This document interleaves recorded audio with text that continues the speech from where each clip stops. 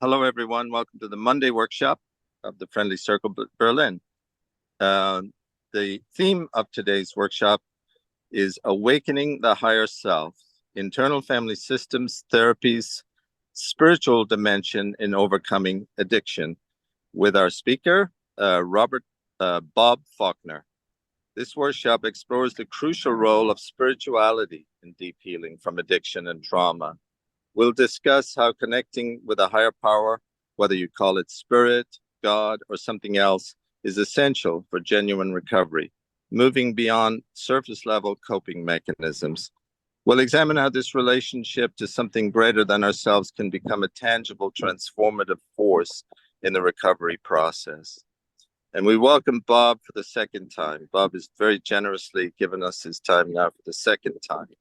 And Bob's experience with recovery and therapy revealed how self-perception impacts personal suffering and societal problems. He sees our mental boundaries as key to both individual well-being and a broader social issues. So very big picture thinker. Thank you, Bob. It's great to have you with us. I'm going to turn it over to you. Okay, great. Thank you so much, Patrick. I really like being back in a 12-step environment. It's a very comfortable and familiar kind of place for me. I don't believe anybody heals from major trauma or big addiction without some connection to spirit, period. And that actually gets me in trouble in therapy land because there are all these people with the fancy polysyllabic diagnosis who think they're doing science, and I don't think it's science. I think it's a spiritual pursuit. I'll just talk just very briefly about my own history. I came from one of the really, really horrible families. I think evil is not too strong a word. Both parents addicts. I was sexually and physically abused throughout my childhood by my father, my mother, my older brother, my father's friends who lived with the family. Mom was institutionalized a few times when I was a child. My older brother committed suicide when we were teenagers. My father was murdered a few years later in an unsolved crime. It wasn't me. I was 1,000 miles away with lots of witnesses. But I would shake the hand of whoever killed him. And I had struggles with alcohol and drugs, and even more than that with Al-Anon issues and all, I've gone through just about every kind of therapy known to man, or humanity, excuse me. And many of them were actually quite damaging. And the 12 steps have been a huge part of my finding what sanity I can claim to have. I think of all the therapeutic modalities, IFS is the most potent and the most respectful.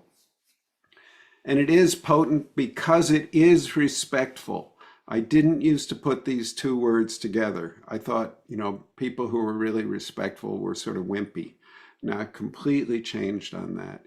IFS is so powerful because it respects the inner parts of a person and their inner protective system that they developed over the years. And it greets all parts, including the part that wants to drink, that just wants to get high, with respect and concern. I'm going to have to rush through a lot of stuff. I'm actually planning to do a course that's going to last for between 4 to 6 half days on the material I'm going to try and cover in the next hour. So this is a ridiculous thing I'm trying to do, but I hope you all have senses of humor. So a really brief introduction to IFS, Internal Family Systems, founded by Richard Schwartz about 40 years ago now. It's a parts work model, one of many, many parts works models. going back a long ways. Transactional analysis, ego state therapy, Gestalt therapy, especially from the Esalen Institute, voice dialogue, psychosynthesis, Jung's work with complex, all of these are parts models. Our minds are multiple. We are not one great big mush. We're all these different parts. We are relatively encapsulated subpersonalities that are sparsely interlinked with each other. And there's even the mathematics of complex dynamics now predicts that any system of a certain complexity must have this kind of organization to function well. Our part structure is not a product of trauma or pathology. It's a good thing. It's a wonderful thing. It's really, really beneficial. And we don't want to get rid of any of the parts. There are no bad parts. They all have a good intention. And Dick has really taken this parts model of the mind, which, it sounds sort of simple. Oh, okay, who cares? But if you really apply that, it completely changes psychotherapy from what it was before. Totally transforms it. And there are many, many things that IFS does in the exact opposite way that traditional therapies did.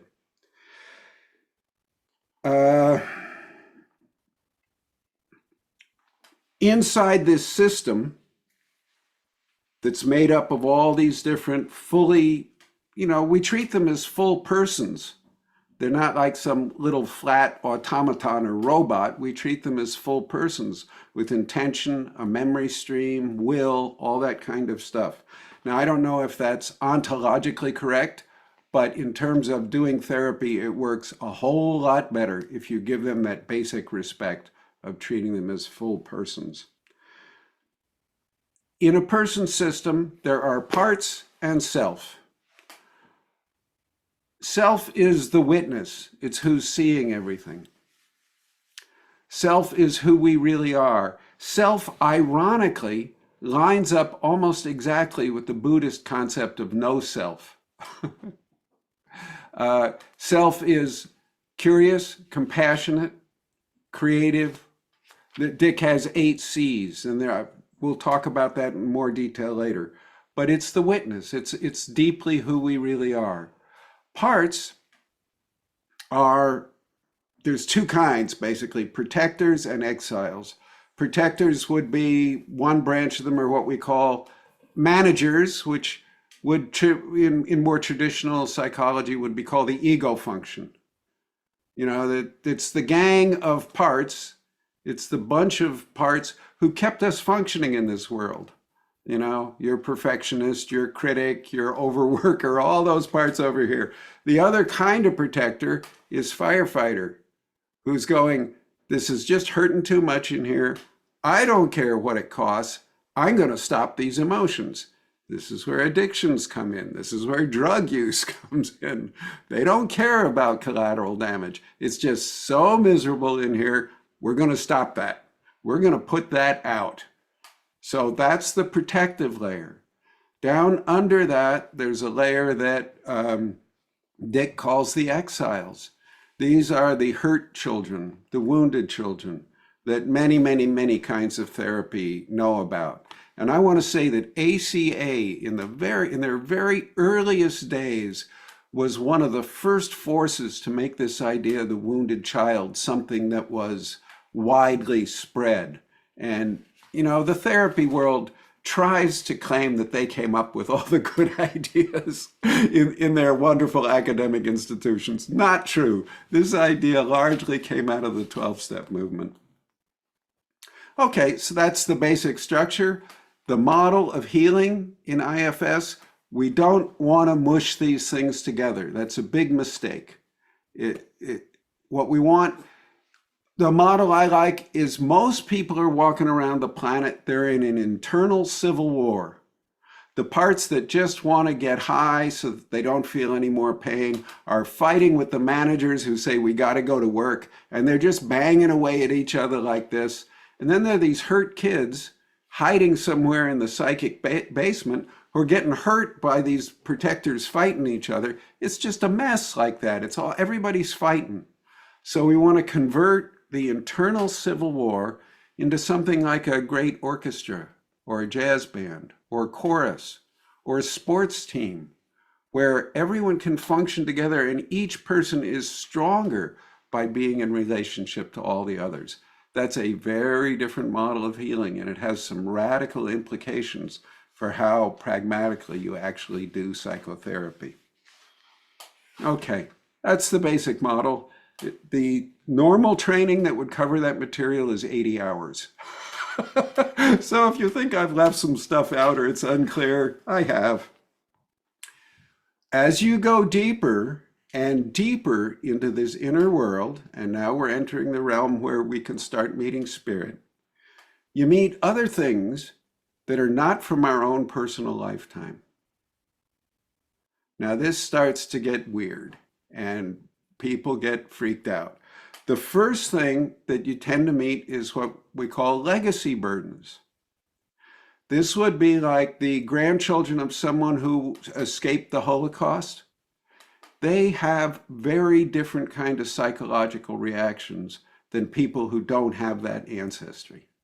There are measurable changes in their cortisol chemistry. Rachel Yehuda in New York at the Econ School of Medicine, I think, over 500 peer-reviewed studies. This is real. It happens. There's hard science behind it.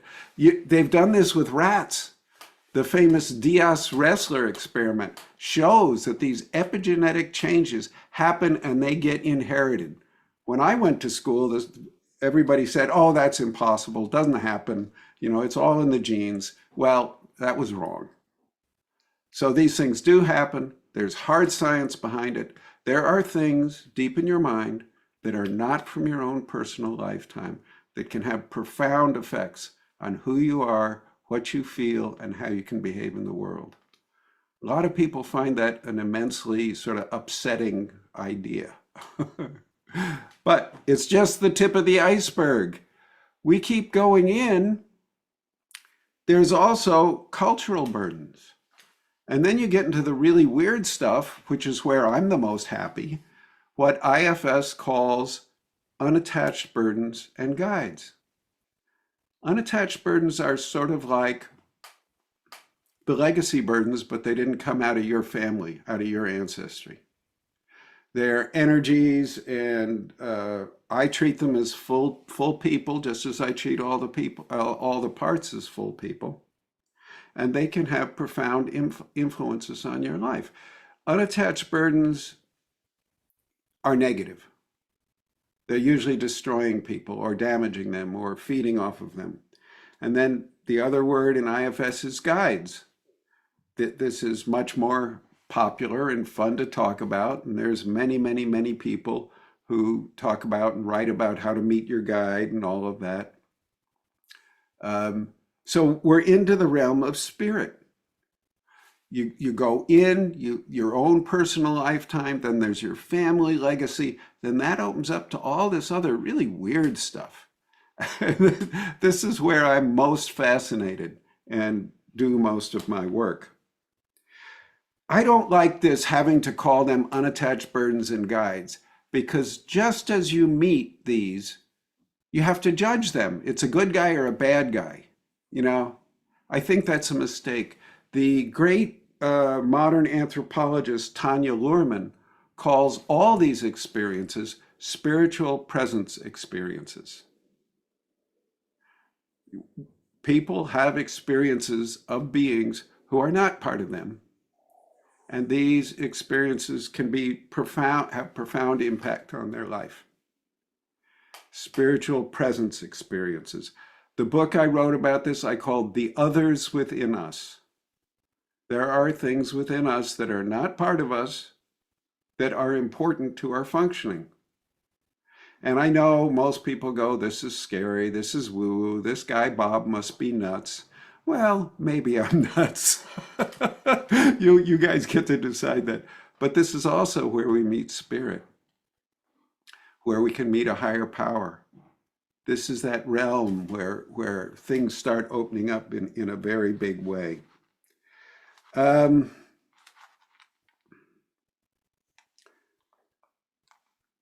Carl Jung had a very similar sort of structural view of the psyche. He thought as we go in, the first thing we meet is complexes. Now, Jungian complexes are almost exactly IFS parts. You know, they're childlike, usually parts of yourself who tend to be battling each other inside. You meet those, then you meet stuff like the shadow, which is again, it's parts. And then you start meeting the close archetypes who are, they're bigger than you are, but they're still quite human in form and quite, relatable. And you go in further and further, you get into the far archetypes, the deep archetypes, they're no longer human. They're these vast beings and vast energies. It opens, as you go inside, it opens out more and more and more. And as you start exploring the inner world, there's depth after depth after depth, which can open to you. So Dick has explored this idea of multiple mind and followed its implications, and that has revolutionized psychotherapy. And IFS is the fastest growing kind of psychotherapy. It's almost impossible to get in the trainings. What I'm wanting to propose is that we go another step beyond that. Mind is not only multiple, it's also porous. Every living system is surrounded by a semi-permeable membrane. Any living system that is not surrounded by a semi-permeable membrane is dead. Why would our minds be any different?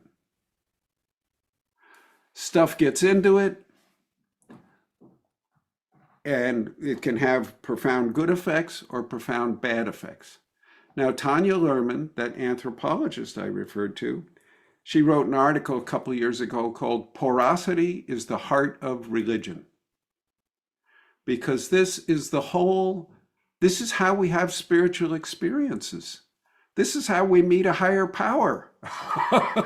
If we were this walled off thing, we couldn't develop that relationship.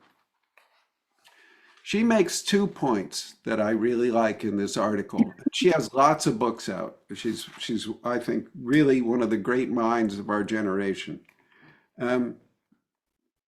Religion is about experience. It's not about belief. The core of religions is people having a certain kind of very powerful experience that is so powerful they can orient their lives around it. And it very often does cause them to completely reorient their life. And then the beliefs sort of come afterwards. This is not a Tanya Luhrmann quote, but it's one I really like. Dogma is the corpse of revelation. So what I want to move towards, the multiple mind thing, Dick, I think, is explored in a wonderful way. I want to move toward exploring what this porous mind implies. I think we're just beginners at looking at this. And there are many different people from many different fields who talk about this. I'm going to, since I've been mentioning Tanya Luhrmann, I'll stay with her right here at the beginning. She says we in the West have developed what she calls the citadel model of mind. We have come to believe that our minds are a fortress. And everything inside this nice bony little structure up here is private, it's our property, and it constitutes our identity. Now this looks sort of big, powerful, and imposing, but actually it's incredibly fragile because it's very, very brittle.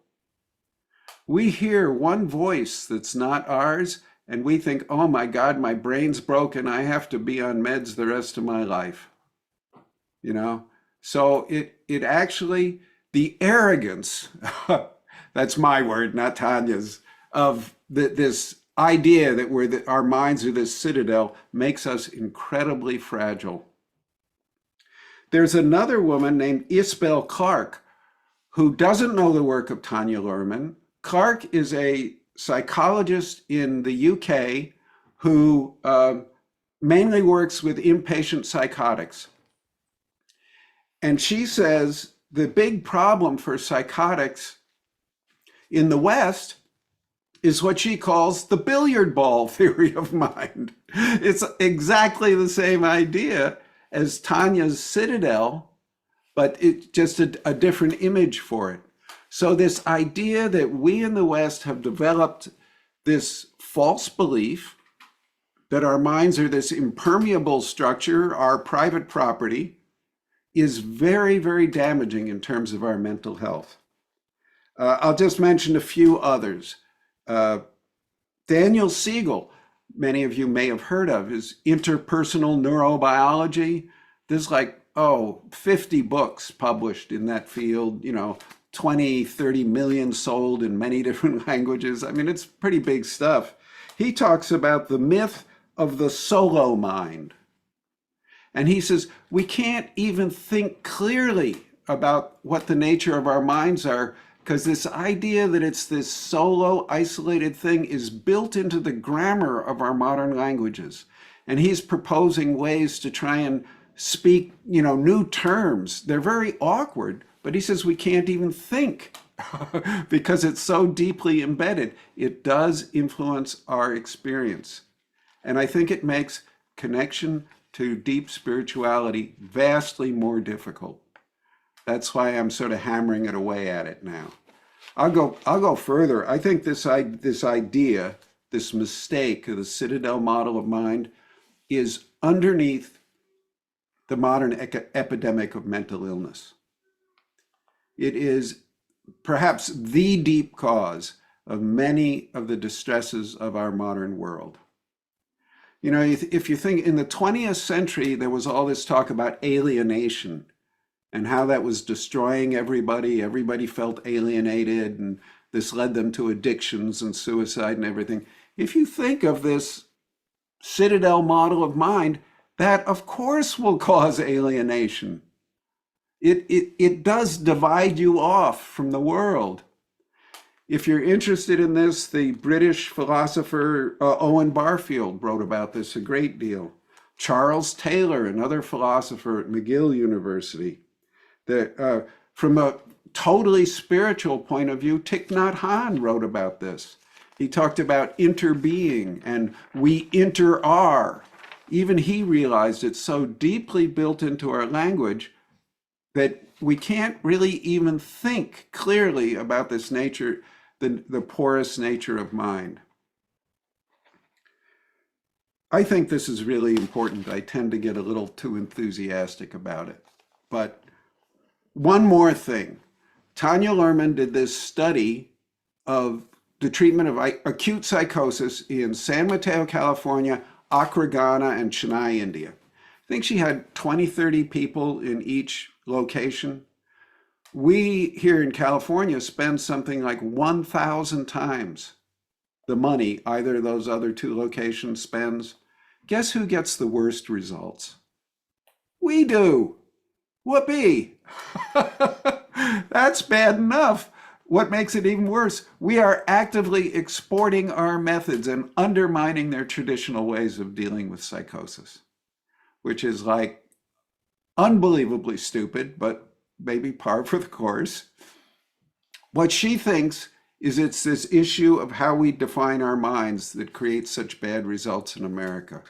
In America, we've got this citadel model of mind. You hear a voice, you think your brain's broken, and the most intense visionary experiences of your life are just the product of a broken brain, have no spiritual meaning, and take these meds. You're basically screwed, is what the Western people tell them. In Agrigana, they have what she called a cosmocentric way of defining the self. The self, the person believes they're part of the universe around them, and having interactions, personal I-thou interactions with nature and all of that is accepted. And it doesn't mean your brain's broken. And sometimes these interactions may be so intense that you don't function in the world so well, but it's not like, oh gosh, I'm garbage. In India, she says, they have what she calls a sociocentric model of the self. They expect it to be related. So they hear voices or start having these other experiences we call anomalous. And they say, oh, that's like my aunt. She always nagged me. Why is it not surprising that I'm hearing a nagging voice inside my head? So this idea of porosity of mind is very important. It underlies most of our modern suffering. It underlies the epidemic of modern mental illness, and it's the doorway to spirit.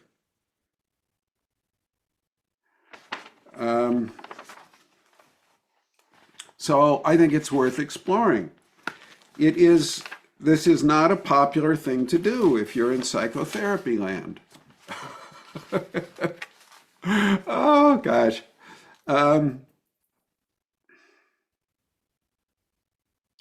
One thing, the traditional language for much of this stuff would be spirit possession. And when I talk about that to psychotherapists, they go nuts.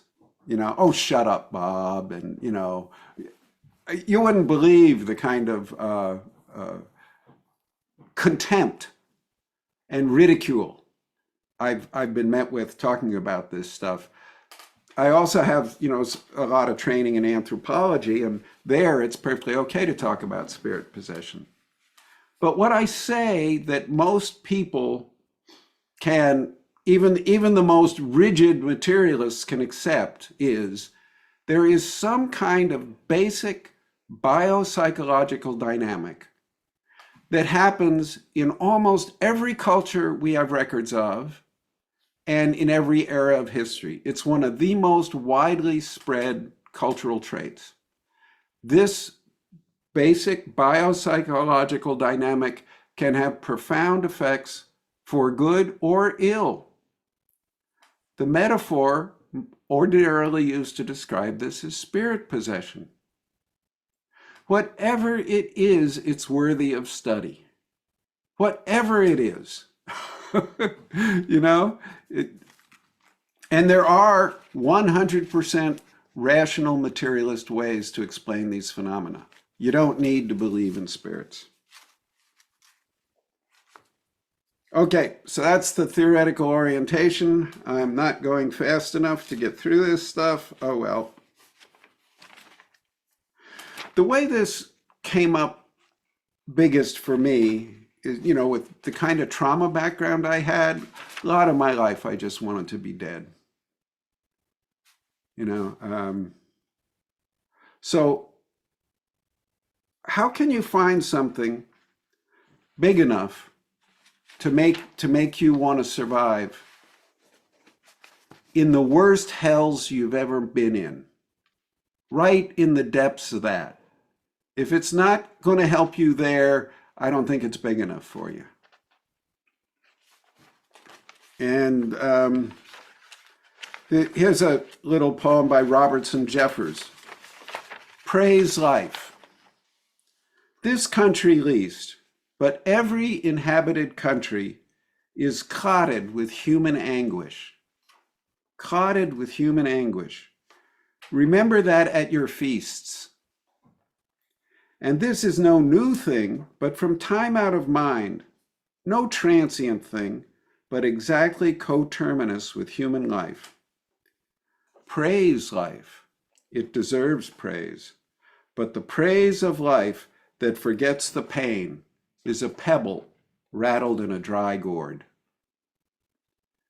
How can we praise life in the face of all the suffering, all the addiction? I used to go around and I would say to religious leaders when I found them, oh, good to meet you, your God's omnipotent and omniscient and omnipresent, and, yeah. I'd say, well, I can remember being about 6 years old, cowering in the corner of my bed up against the wall. My dad is standing there naked, he's drunk, He's red-faced. He's yelling swear words at me. He has an erection, and I know I'm going to be beaten and raped for the next several hours. Where is your God? Where is your God? And most of them ran away like I had the plague or something. You know, it was like, ah. One of them, this guy, Brother David Stendhal Rast, he came towards me instead of running away. He put his hand on my shoulder and he said, Bob, he was there. He was looking out into the room through your eyes and he was weeping.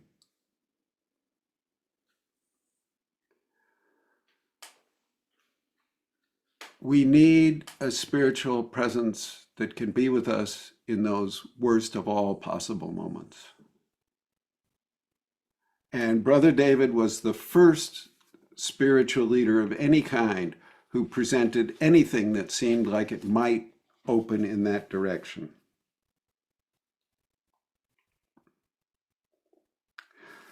Also, I think whatever the spiritual presence, higher power is, it has to be big enough to take all your rage.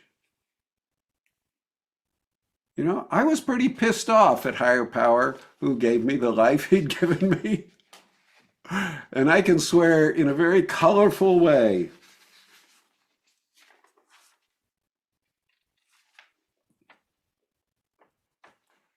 You know, and Viktor Frankl, who's I think one of the great minds of the 20th century, was a psychiatrist who survived Auschwitz, and he talked about finding meaning right in Auschwitz, in the worst of it, right in the depths of hell, not turning his back on that at all. And there was a rabbi right after the Holocaust who said this thing that's like heartbreaking to me. He said, we should only pray, we should only say prayers that can be said in the presence of children burning to death. And then he found ways to pray. How can you find joy and dedication to life in a world that's like this?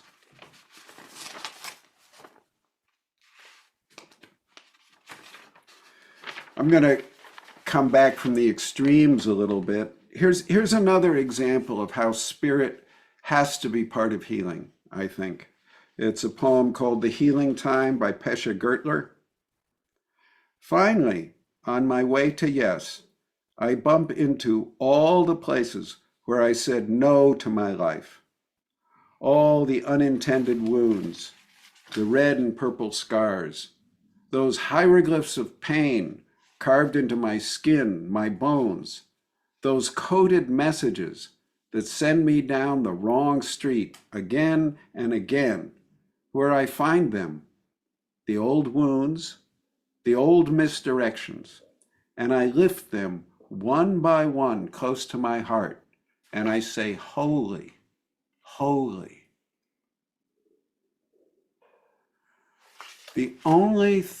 I believe, the only thing that's big enough to hold this is something spiritual. And I think this is the great genius of the 12 steps. And I think one of the strokes of genius of the 12 steps is this idea of a higher power, because it renames spirituality in a way that's dumb enough for us in the modern world to accept. It does. It sort of dumbs it down and makes it small enough so we can let it in our little rigid brains that have been subjected to this academic poisoning. I'm being a little extreme, excuse me. I should be kinder, but I get excited about this subject. It means a lot to me. IFS's answer is to what can you find that's big enough to do this is this concept of self. The self is who we really are. And one very important thing in IFS, Dick says self can never be damaged. And even the worst life, like the childhood I had, no matter what it is, he says that's like a giant storm. The house is blown down, mudslides, no road, no power. But when the clouds part, the sun is there. The sun is not even dirtied, let alone damaged. The sun is still there. And that's who you really are. That was an incredible message for me. Almost every other therapist I'd been to said, you're damaged goods, take a lot of meds, expect a miserable little life, all sorts of, oh, you poor thing, or, all kinds of crap. But Dick said, no, who you are spiritually at your core is completely undamaged. And that was also an incredible, because most of my early career, I worked with guys like me. So the self, what is this self thing? He talks about 8 C's. The number one quality of self is curiosity. If you don't have curiosity, you're not going anywhere. Curiosity, compassion, confidence, connectedness, creativity, courage, clarity, and calm. Now, I think this definition of self is very much like the idea of higher power in 12 steps. It's dumbing something down. Dick has even said this. He and I used to be quite close. We spent a lot of time together. And one time where I was driving him some fairly long distance, he says, IFS is a Trojan horse. We want to sneak this stuff past the censors at the doors of academia. And once this gets in there, it'll work, and they'll open up and they'll start to be open to spirit again. I think this definition of self is way too small, way too small. And a lot of it is culturally determined. I especially think calm is inappropriate. Many, many, many people experience spiritual connection in very, very high arousal states. Matter of fact, that's the most ancient form of spirituality, is ecstatic dance. There's tons of evidence for that. I also want to say the whole idea of mental illness is a Western construct. That is a cultural construct. That is not something, that's not a given. And in anthropology, many of the anthropologists don't use the word mental illness when they talk about what's going on in another culture. They use the phrase idiom of distress. Because if you even start talking about, well, what's this culture's view of mental illness, you've already put our boxes on them, and you can't think clearly about what's going on for them. So I think calm, especially in his list, is culturally determined. The whole idea of mental illness is a problem in and of itself. So I think this idea of self is not big enough at all. You start going towards this and really experiencing this energy and going towards the core of who you are, it opens more and more and more and gets bigger and bigger. Some of the words that come to my mind are wonder. As you really open to deep curiosity, you start to experience wonder. And wonder will lead you to awe. Awe will lead you to a sense of vastness, luminosity, invincible joy, and the sense of being out of time, subspecie aeternitatis. Now we're in the realm of spirit.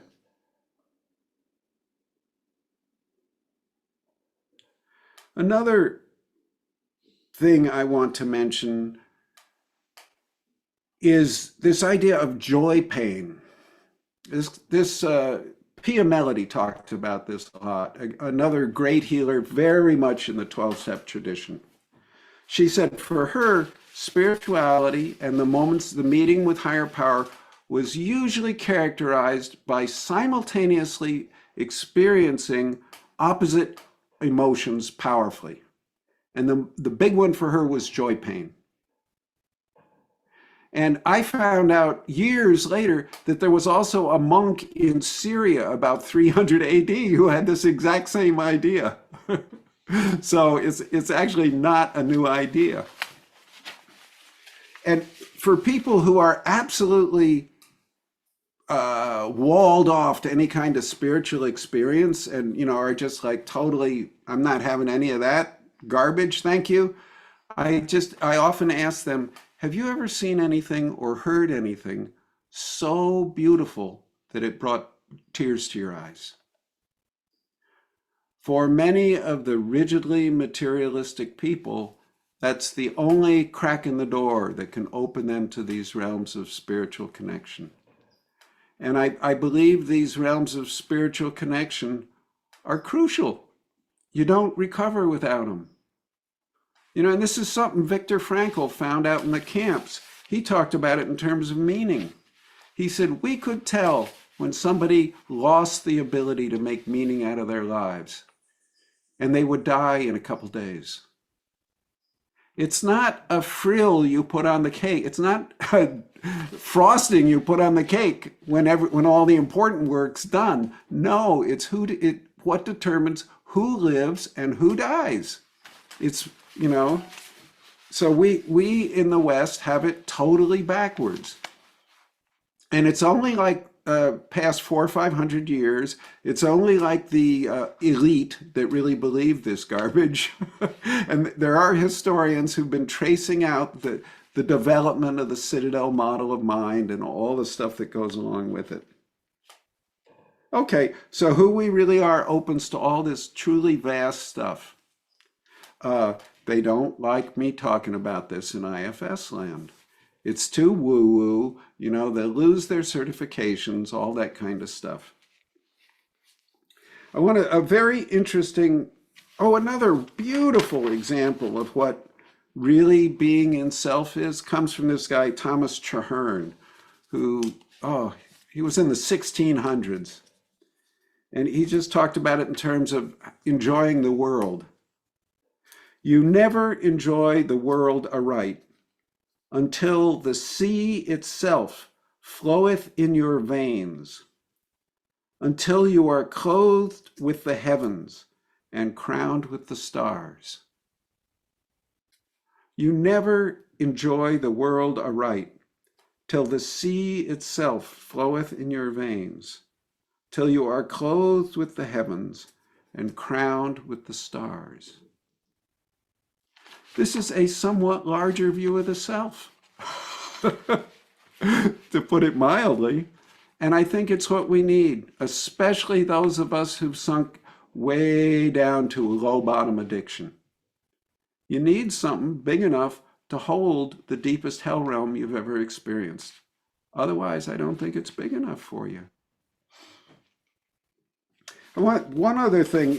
Roland Griffiths was one of the major psychedelic researchers. He's been doing it, he died recently, sadly, 20, 30 years. He came to believe that what actually was responsible for the healing from he worked with psilocybin, was the mystical experience people had. So what he did, being the statistician and scientist he was, he developed a way to quantify the mystical experience. And he developed these 6 categories and ways to measure the experience in each of the 6 categories, so he could put numbers on the strength of the mystical experience people had. And then what he found out from doing this, the stronger the mystical experience, the greater the healing. Having some kind of spiritual experience predicted the healing that was caused by psychedelics. And it's huge with major depression, end-of-life anxiety, cigarette addiction, all sorts of stuff. It really helps. And when he died, instead of endowing another research psychiatrist, he had everybody who wanted to support him give money to endow a professorship that was going to talk about the spiritual implications of psychedelic work. So this really became a major, major focus for him. High arousal states are really important, I think, in spirituality, and we tend to just completely ignore this because we're too uptight. Because we're supposed to sit in straight lines and look forward and not make any noise. I think that's terrible.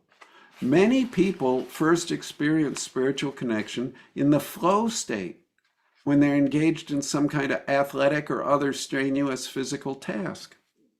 The most, the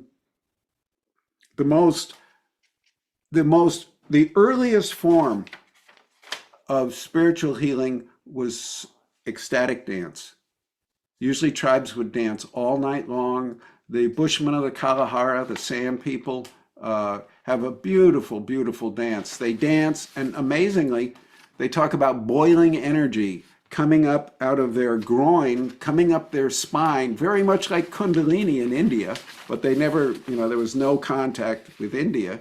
And when it got all the way up to the head, they would start sweating, and then they would rub their hands in the sweat, and then they could go touch others, and they would vibrate like this, and that was how they did healing.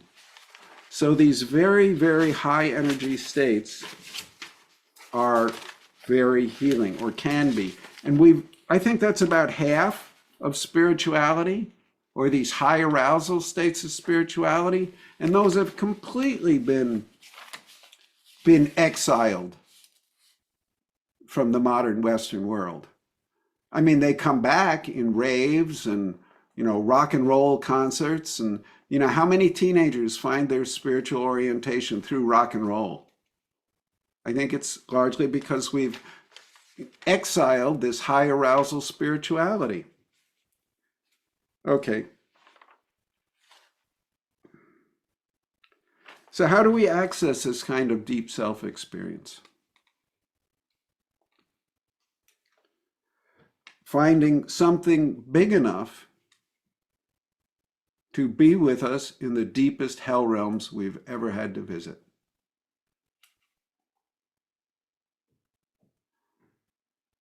I think Dick, in terms of IFS, Dick talks about this kind of stuff as constraint release. You're getting stuff out of the way. With his idea that this self is undamaged, all we need to do is help those parts to go back, and you'll find this witnessing self that's like this. I think this is also true, but on a much vaster scale with contacting higher power.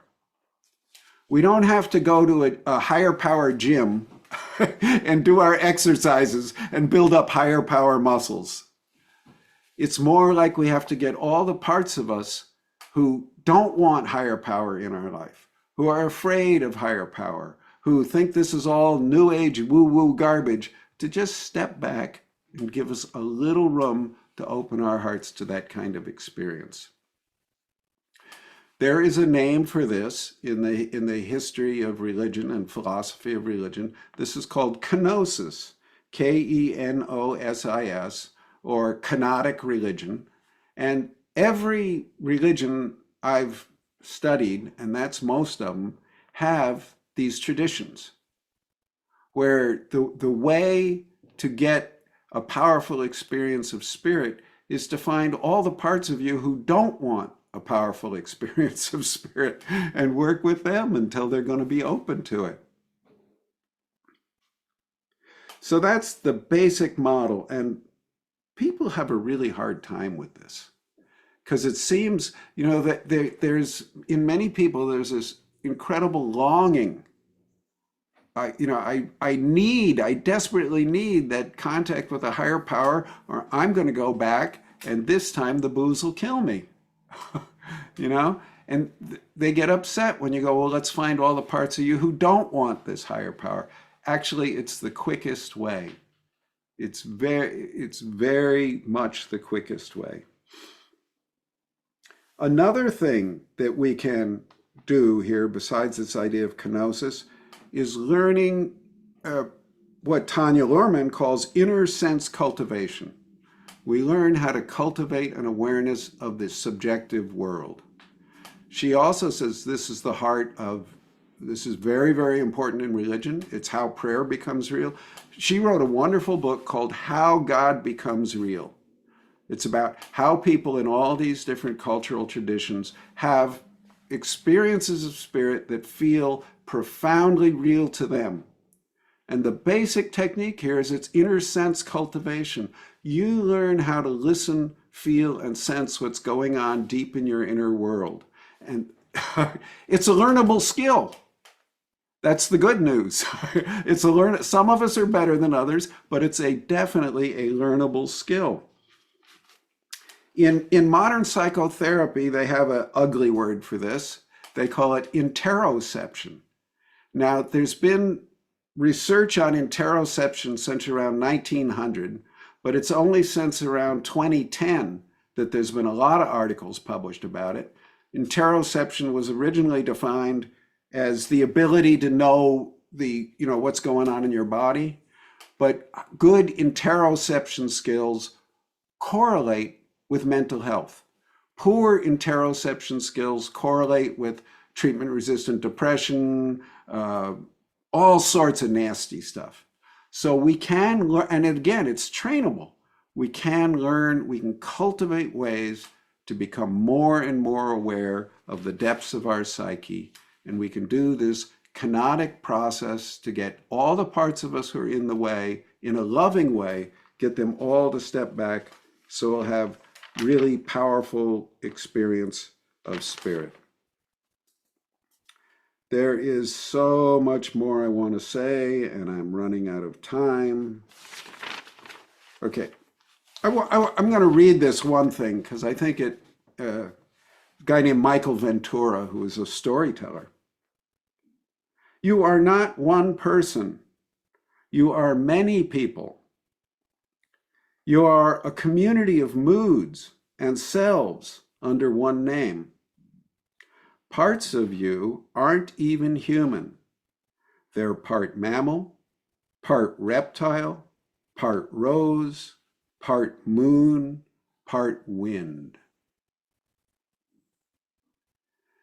And when we start going far enough inside ourselves to directly experience these parts that are part reptile, part rose, part moon, part wind, we're in a realm of deep spiritual experience. And in this realm, there are experiences so profound. William James used to call them conversion experiences. People have experiences that are so profound that in one day it totally changes the course of the rest of their lives. Now, modern psychotherapy has not liked to study these. I think because it reminds us that what a crappy job we're doing.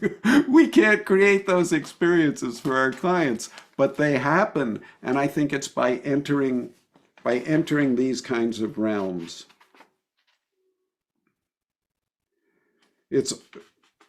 This kind of spirituality is about experience. It's not about belief. I'll read one more little thing. This is from D.H. Lawrence. I think he understood this profoundly and expressed it in beautiful language. That I am I, that my soul is a dark forest, that my known self will never be more than a little clearing in the forest, that gods, strange gods, come forth from the forest into the clearing of my known self and then go back. That I must have the courage to let them come and go. That I will never let mankind put anything over me, but that I will try always to recognize and to honor the gods in me and the gods in other men and women. I want to tell one little story, and I hope at least I got you interested. Yeah, you probably already were, but stimulated. I'll just say a couple things. I'm sort of, at the edge. I'm going to say stuff that's wrong. I know I'm going to be wrong. A lot of what I say is going to be wrong. I hope I can be usefully wrong. Like you all can come along and go, well, that was a helpful mistake because now I can climb on top of that and see farther than old Bob could. So that's my goal, is to be usefully wrong for all of you. I'm just going to tell this one story and then it's question time. I was working with this woman who was quite physically ill, and her mother had recently died. And they were a European Jewish family, and They'd led amazing lives of service. The woman I was working with was a psychotherapist. Her mother had done all this, helped thousands of people. I mean, these were really wonderful people. And the woman I was working with was very ill. And she experienced, when she went inside, she saw her mother's spirit clinging to the back of her heart with claws, like these horrible claws stuck into the back of her heart. And it was really hurting her. And she said, Mom, let go, let go. And the mother's spirit, Mom had just recently died, wouldn't let go. And we're going, Mom, don't you know this hurts me? Yeah, I know it hurts you, honey. I can't let go. I can't let go. I can't let go. And so we kept working with it. And then what's so scary? And can you turn and take a peek? And what she saw, why she wouldn't let go, she saw millions of other Jews being tortured to death in the Holocaust. And she said, I can't go there. I don't care. I'm sorry it's hurting you, daughter. I love you so much. I can't go there. I can't go there. I'm not going there. And we just kept working with the mother's spirit very carefully, turn and look, and a glance, then more and more. Then the mother's spirit was able to turn and look with the woman on one side and me on the other. And then, it took a while. And then eventually one day she's staring at these millions of souls who were tortured to death, and they're howling. They're making this really horrible noise that I felt I could hear. The daughter could hear it. The mother's spirit was the one witnessing it. And then she somehow got the idea, and I might have even said it, but I don't want to really, it wasn't me. Spirit said it through me. Look up, look up. And above these millions of people being tortured to death was the night sky full of stars. And she'd look up and she'd look down at the millions suffering and screaming, and she'd look up, and she kept doing this in a really slow way. And then it became clear to her that there was something big enough, something vast enough to contain the torture, death of millions, to contain that amount of suffering and hold it all in compassion. And she said, the sound is turning into something like the greatest organ chord I've ever heard, like a chorus of 10,000 voices all singing together. And the daughter could hear it. I thought I could hear it too. And then the mother said, oh, I can go now, and apologized to her daughter and went on. I think we all, and a word came out, which is a word from Jewish mysticism. The mother just started saying, the splendor, the splendor, the splendor, that even in the face of that unbelievably huge suffering, there's something bigger that could contain it all. And when it was all contained, the result was splendor, splendor, splendor. So I think for those of us who've hit a low bottom in the addiction world or had major, major trauma, we need to find something that big. Something, the human suffering seems almost infinite, but I think there's compassion that's bigger, that can hold it all, that can walk through you through the deepest hells. Okay, gang, thank you very much for listening to me, and now we can have some questions. Wow, Bob. Thank you.